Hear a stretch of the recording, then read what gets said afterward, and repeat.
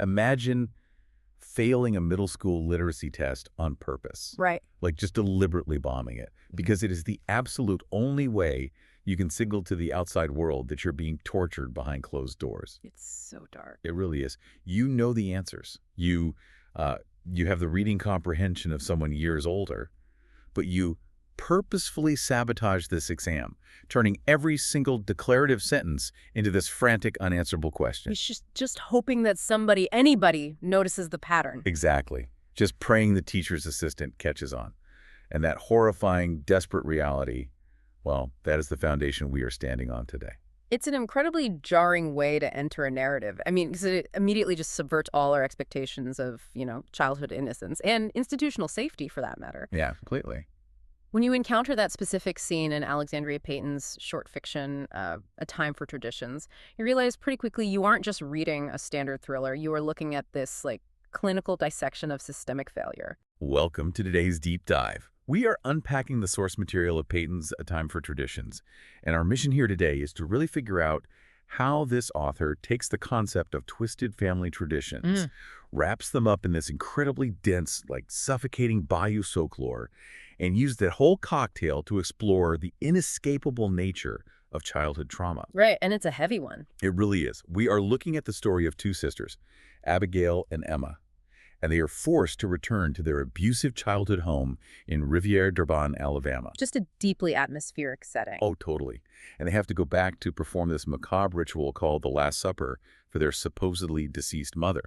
So if you are fascinated by how authors blur the lines between psychological thriller and supernatural horror, let me tell you, this story is an absolute goldmine of structural brilliance. It really is. Payton operates in this brilliant liminal space, right, between the psychological and the supernatural. They look closely at the architecture of the story. It's just a masterclass in suspense. Yeah. But to truly grasp the sheer terror of that return home, we first have to dissect the escape. Because, the escape dictates everything that follows. We actually don't start in the swamp. Right. The opening is totally different. Exactly. The opening scene places us 15 years after they managed to get away in a completely different state.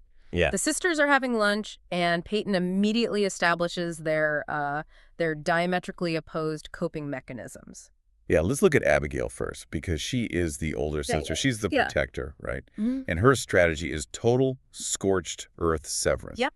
Burn it down. She wants absolutely nothing to do with their roots. No nostalgia, no looking back. But then you have Emma, the younger sister, and she is clinging to this, really dangerous, toxic nostalgia. It's so sad to watch. She sits there talking about how much she misses Mardi Gras and the marching bands and the smell of the trumpets and the humidity. Which, highlights a fascinating psychological reality for survivors of shared trauma.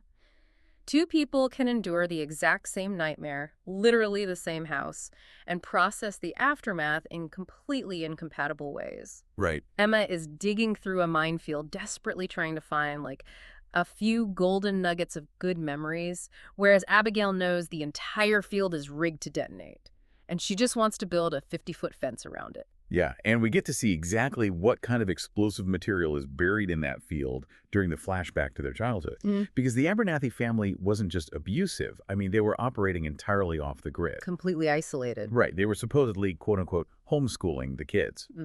But the state mandated an educational review which finally forces 15-year-old Abigail into a real classroom setting. For the first time. Exactly. And this brings us back to that literacy test I mentioned at the start. The teacher's assistant, Mrs. Hope, gives Abigail a really simple assignment. Just copy 30 sentences exactly as they appear on the page. But Abigail doesn't just copy them. She rewrites them all as questions. So if the prompt is, the cat in the hat, Abigail writes down, next to a rat was a hat but no cat. Oh, man. She takes these statements of absolute certainty and fact and deliberately twists them into symbols of endless instability and questioning. It's really this linguistic manifestation of the chaos she lives in. Okay, let's unpack this because the sheer brilliance of this specific authorial choice is insane. It is the exact equivalent of a prisoner of war blinking a distress code during a propaganda video. Oh, that's a perfect analogy. She can't explicitly say, I need help, because her abusers have conditioned her to believe she's constantly being watched. So she hides the plea in the syntax itself. And then at the very bottom of the page, written in fine red ink, she drops the ultimate bombshell. Just 4 words, yeah. Check my sister's back. And the detail that makes your blood run cold here is that Mrs. Hope explicitly notes the students were only given standard pencils. Right. Where did the red ink come from? Peyton doesn't spoon-feed the answer, but she follows it up with Mrs. Hope looking toward the classroom door and seeing Abigail staring through the glass with a red hand pressed against the pane. It's so visceral. It is such an eerie, visceral way to build Abigail's character. She isn't just this passive victim.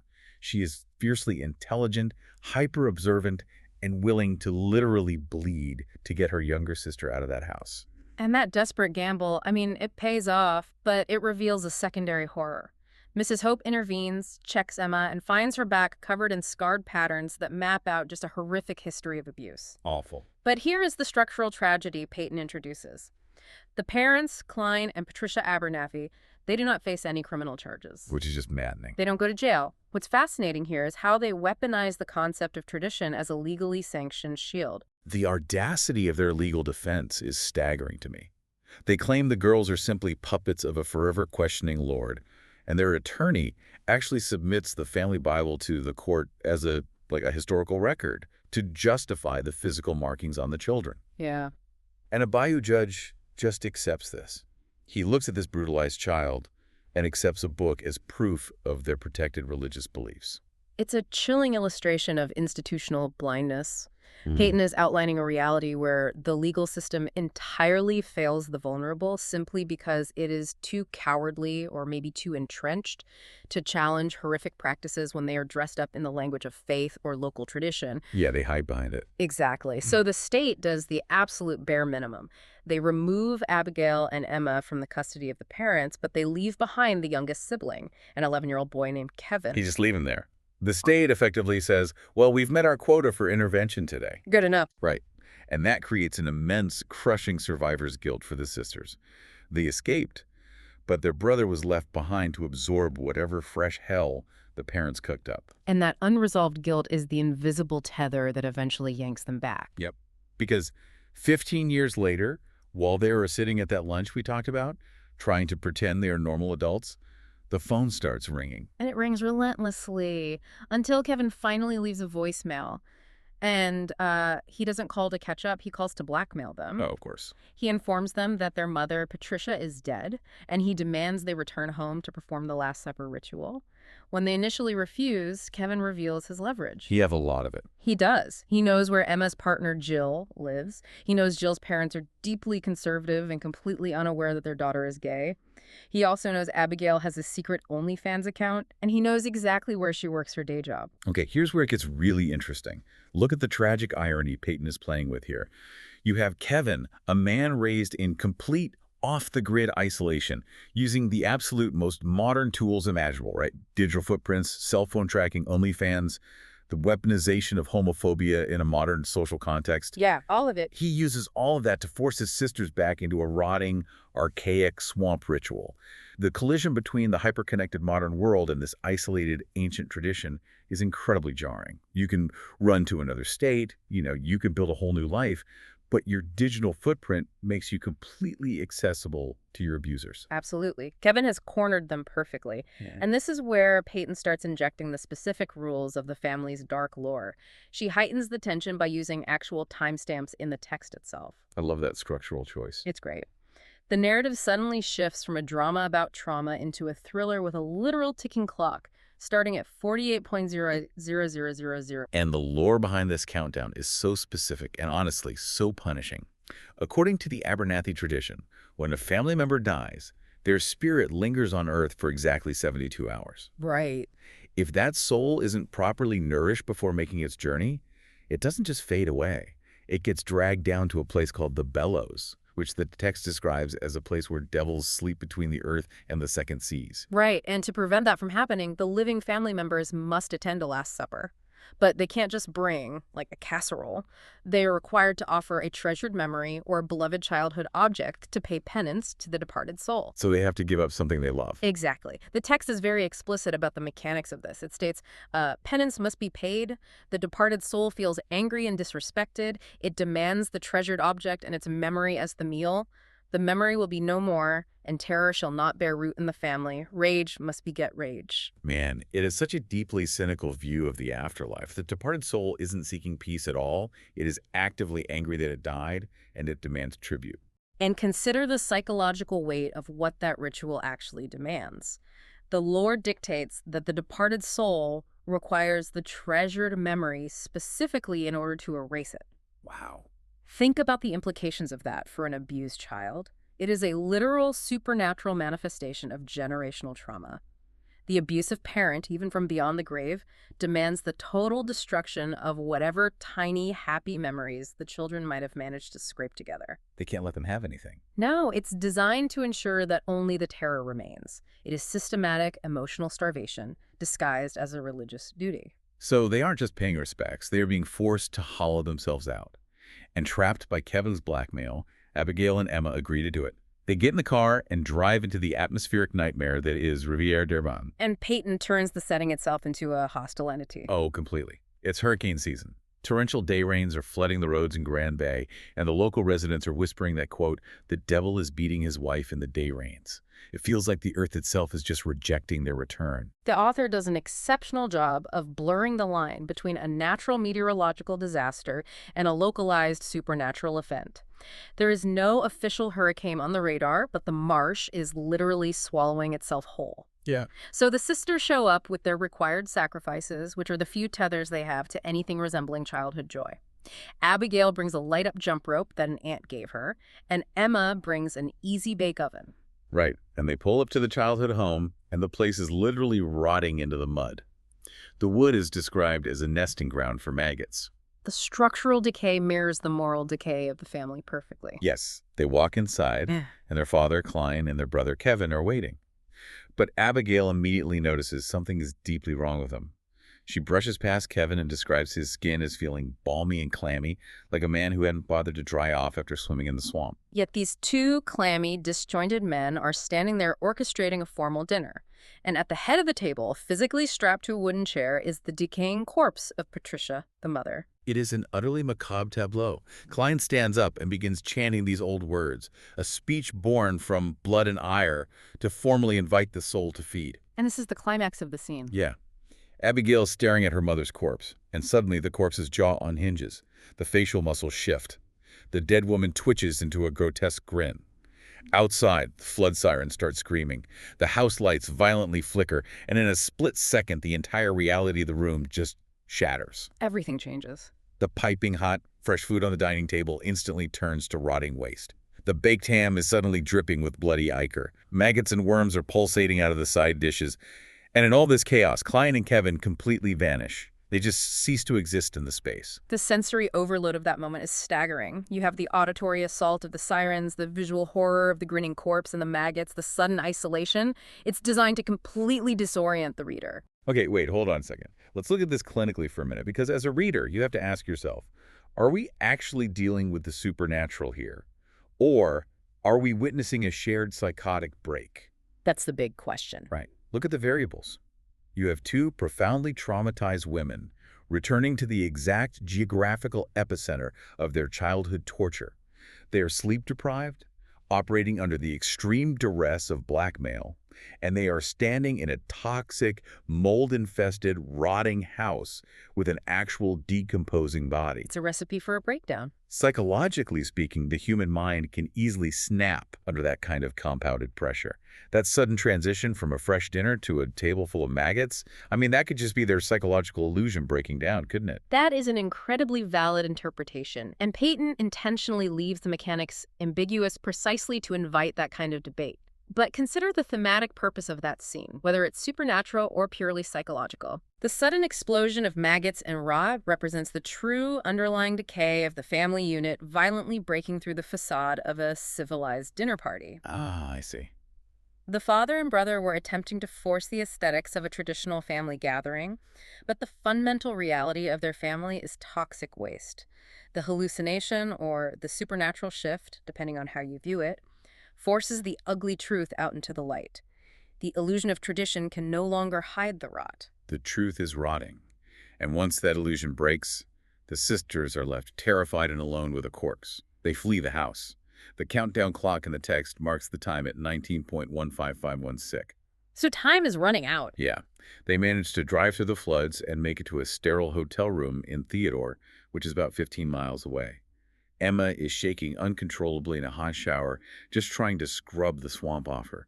Abigail is pacing, trying to rationalize what they just saw, reaching for her panic attack medication, desperately trying to figure out how to get on a flight and leave Alabama forever. But the past isn't done with them. The phone in the hotel room rings. Of course it does. It's a representative from the Mobile County Health Department calling to ask Abigail to come down to the morgue to identify deceased and next of kin.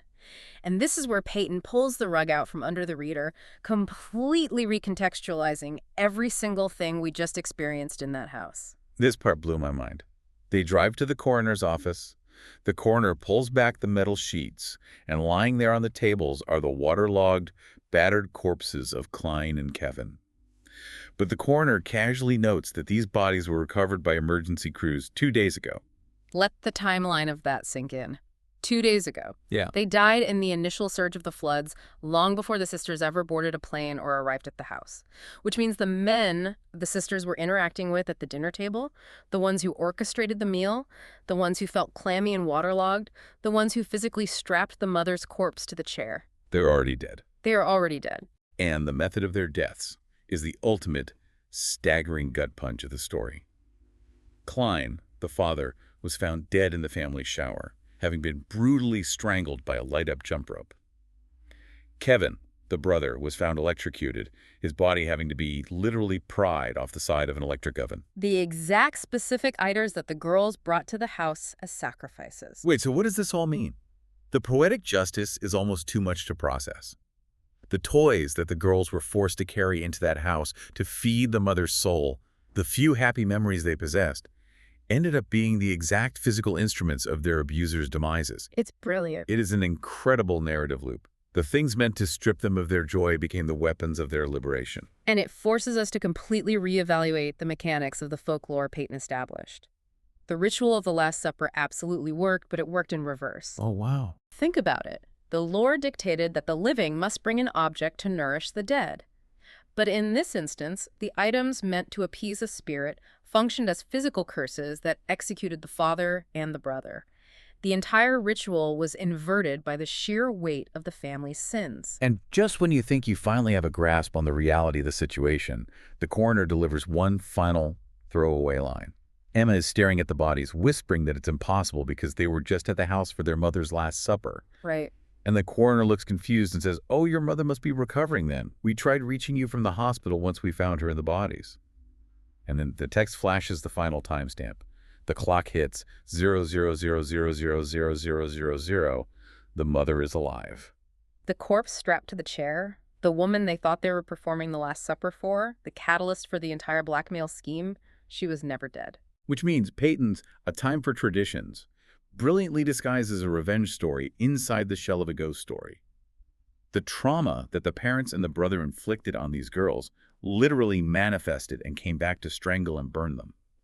Kevin's blackmail scheme backfired in the most supernatural, fatal way possible. It's a profound subversion of the victim narrative. I mean, the sisters spent the entire story believing they were the prey being dragged back into the spider's web. Right, walking right into a trap. But in reality, their reluctant presence and their adherence to the twisted tradition of the sacrifice is what finalized the total destruction of their abusers. It's a powerful reflection on how toxic traditions and dark family secrets eventually collapse in on themselves. A structure built entirely on abuse and isolation simply cannot sustain itself when exposed to the light. It's incredibly relevant because on some level, we all have things from our past we try to outrun. We all have our own versions of that toxic nostalgia Emma struggles with, or a past we desperately want to bury like Abigail. Absolutely. This story is a masterful, highly exaggerated exploration of what happens when we are forced to confront the things we left behind. Sometimes, when you go back to the source of the pain, the only way to survive the nostalgia is to break the lens entirely. And Peyton leaves the reader with a brilliant, unsettling ambiguity regarding the folklore itself. Think about the implications of the mother's survival for just a second. Okay. If the mother was alive in a hospital bed the entire time, whose soul were the sisters actually interacting with at that rotting dinner table? Oh, wow. That is the question that stays with you. Because the lore explicitly stated that if the ritual failed or if penance wasn't paid, a soul goes to the bellows and rage must beget rage. Exactly. So I want to leave you with this lingering thought to mull over today.